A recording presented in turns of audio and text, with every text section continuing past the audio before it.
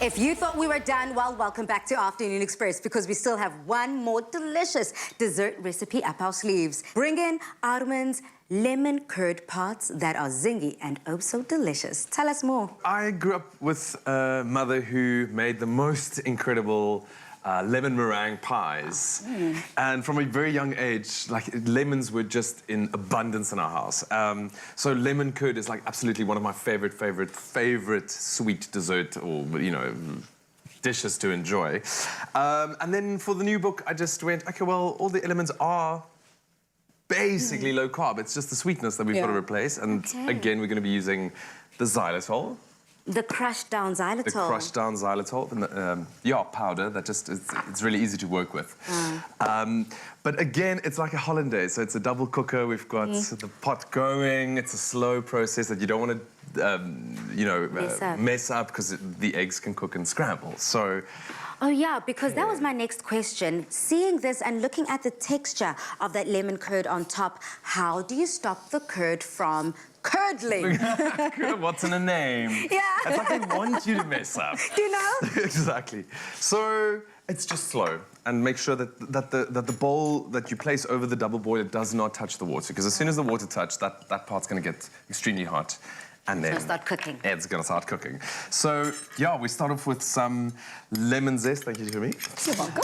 Lemon zest of about 3 lemons. And that's also about your own personal preference. I love a real zing. So more the better. That's like me. I love bitterness and I love that tanginess. And then we've got the egg yolks, just, room temperature egg yolks. And then also, again, the sweetness is up to you. I don't like overly sweet things. So I'll just be, I'll just pop about 1.5 tablespoons of powdered xylitol in here. And then Tumi's also zesting up some, zesting and juicing some lemons. So you still want 3? Yeah, let's go all out. Let's go. We're going all in. Let's go. Yeah. What I love about all of your dishes and all of your ideas when it comes to the kitchen. You're keeping it simple for some of us, but also the flavor is definitely there. We see it with this recipe as well, adding 3 kind of lemon zest peels, adding 3 lemon juices, all in there. I mean, that definitely is going to come out.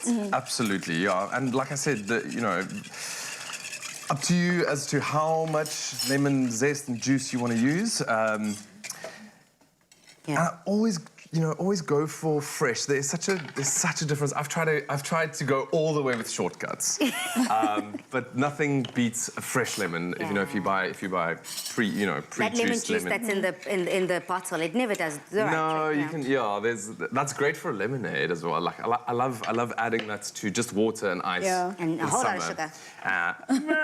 You got me. I got you there. So yeah, this is a slow process. As I said, you've got to just keep stirring, making sure that you've got the right heat. But it's really kind of foolproof if you just keep your eye on it. It's when you start chopping nuts, that's why you helping me. Thank you so much. when you take your eye off the pot, where things may start going wrong. And as soon as it starts thickening, as the eggs cook, it's just about cooking it slowly. It'll start to thicken.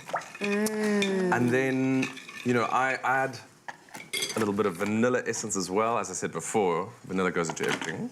Love it for the flavor. And then just slowly adding some cubes of butter that will help it thicken, but also just that lovely velvety texture that you want with a lemon curd, as you can see there. Yeah, it definitely looks velvety, and you definitely do not skimp out on any kind of indulgence here. Tumi, you're on the texture duty, I'd like to call it. Tell us more.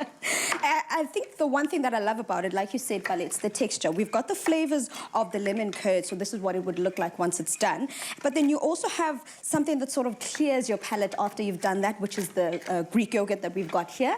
And then you've got some nice crunch in those nuts. So imagine having a mouthful of greatness, Jay. That's all it is. So if you go in there, you'll be able to take a nice scoop of the crunchy nuts at the bottom, the creamy Greek yogurt, and then the zingy lemon curd that Armand is making for us. Delicious. You've got a whole spoonful, I see. Yeah.